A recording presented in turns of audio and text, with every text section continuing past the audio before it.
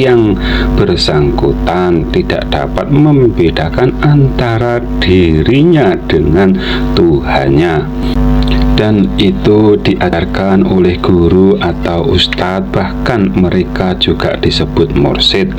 Entah siapa yang mengangkat menjadi mursyid tersebut yang paling pertama kali, sedangkan keilmuan tauhidnya putus sanad keilmuannya, dan itu dapat kita pahami dengan cara mereka memahami zatnya Allah Subhanahu wa Ta'ala dengan menyelisih seruan ayat Al-Quran.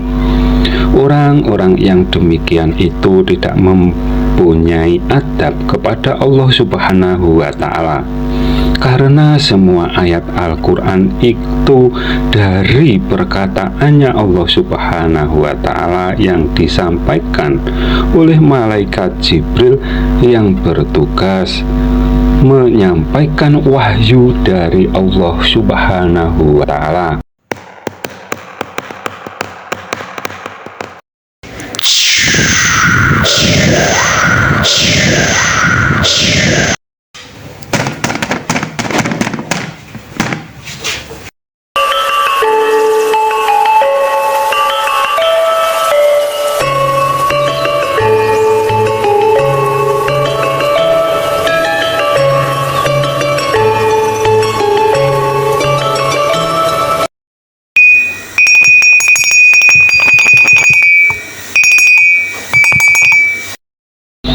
Assalamualaikum warahmatullahi wabarakatuh. Bismillah, alhamdulillah, wa syukuri nikmatillah, la haula wa la quwata illa billahil aliyul azim.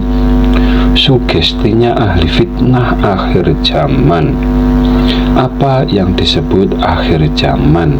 Karena yang disebut zaman itu maknanya luas dan banyak.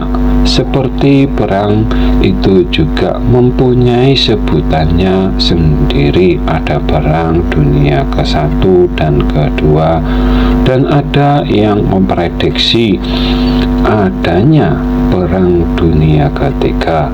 Akan tetapi yang akan kami bahas di kesempatan kali ini, zamannya para nabi. Setiap berakhirnya zamannya akan berganti ke zamannya nabi berikutnya.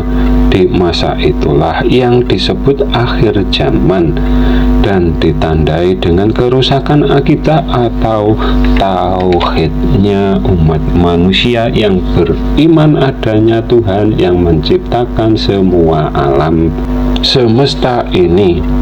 Iman Islam adalah kepercayaan hambanya kepada Tuhannya, dan itu sering disebutkan oleh para alim maupun para ustadz atau ustazah bahwa nikmat iman itu yang paling utama bagi yang percaya dengan adanya Tuhan yang Maha Pencipta ke semua yang ada.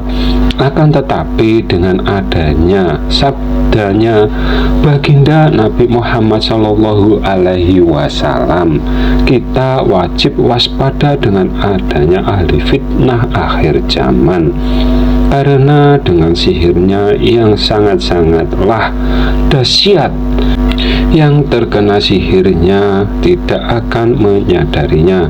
Kalau mereka terkena sihirnya akhir zaman atau ahli fitnah akhir zaman tersebut, karena sihir itu adanya di rohaninya yang terjebak oleh sihirnya ahli fitnah akhir zaman tersebut. Bahkan mungkin yang terkena sihirnya mereka orang yang sering berdoa agar dijauhkan dari fitnah akhir zaman.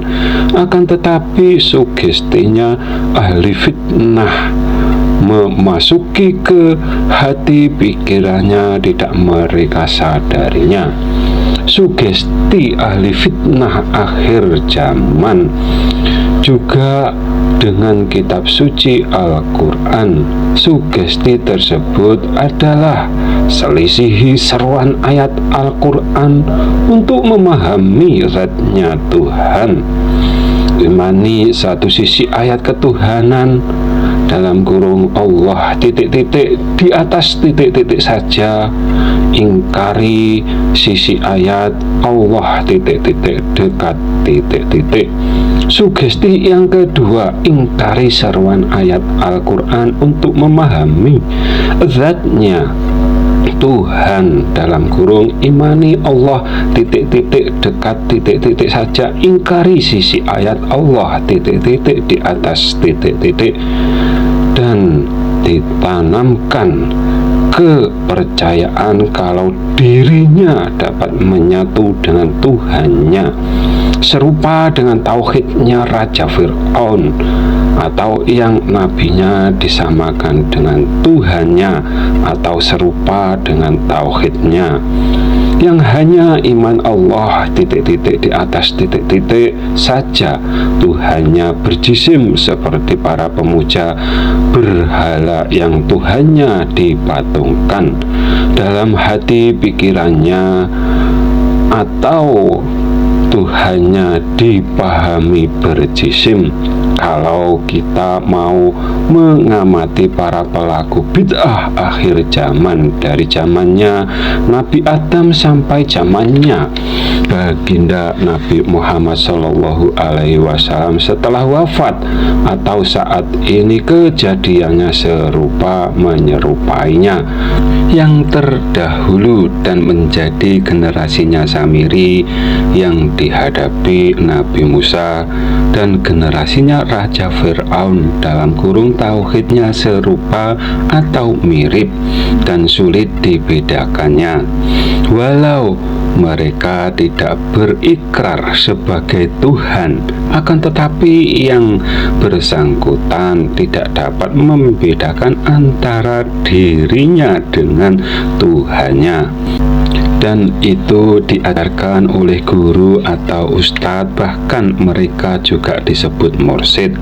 Entah siapa yang mengangkat menjadi mursyid tersebut yang paling pertama kali, sedangkan keilmuan tauhidnya putus sanad keilmuannya, dan itu dapat kita pahami dengan cara mereka memahami zatnya Allah Subhanahu wa Ta'ala dengan menyelisih seruan ayat Al-Quran. Orang-orang yang demikian itu tidak mempunyai adab kepada Allah Subhanahu wa Ta'ala, karena semua ayat Al-Quran itu dari perkataannya Allah Subhanahu wa Ta'ala yang disampaikan oleh malaikat Jibril yang bertugas menyampaikan wahyu dari Allah Subhanahu wa Ta'ala. Apabila ada kata yang salah, kami mohon maaf. Semoga bermanfaat dunia akhirat. Akhiru salam, wassalamualaikum warahmatullahi wabarakatuh.